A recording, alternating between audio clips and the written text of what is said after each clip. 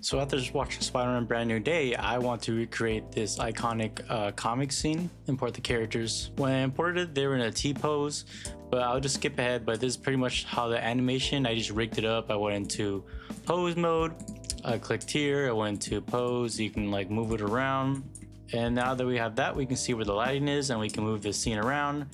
And one thing we want to do is just put a 3-point lighting setup just for that basic light. And now that we have that, we can go ahead and make the buildings there, and then there'll be some other small buildings. Let's add a little web here. It's just 2 points connect to each other. So we can click on that one, Alt S, make that skinny. So we can let us make one end more thick than the other. Great, now we have that. And next we want to have the text. So what I did was I actually got a comic font. Great, now I have that kind of comic font. I also want to get a curve just so we can match that. Go to add, go to curve, go to Bezier, rotate that on the y-axis. We wanted to do text on curve.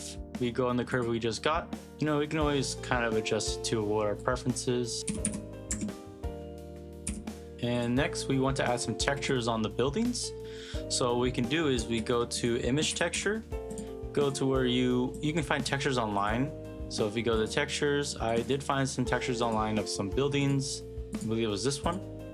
And what we can do, if you go to editor or edit preference, you type in Node Wrangler, this right here, check it on. And if you click Control T, this will let you have more control of the textures. So if I want to have the window show because it's all stretched out right now, we can increase the scale. If we go to grease pencil, scene outline, and some areas like you can adjust how the line is. So what I mean is you can have different edges. So intersection, I want to get rid of that.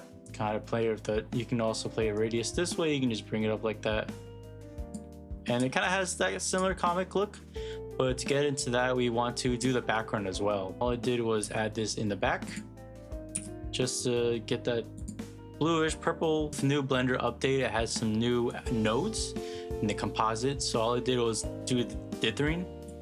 And if you do that, it has this like kind of crosshatch effect, which kind of reminds me of comics. And you can do different versions of it. You go into blur noise if you want to add some kind of noise look to it.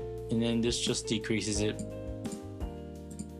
I think this one was the best one. You can also pixelate it. And then just to add a little bit of touch to it, this is a node I was playing with, don't worry about it.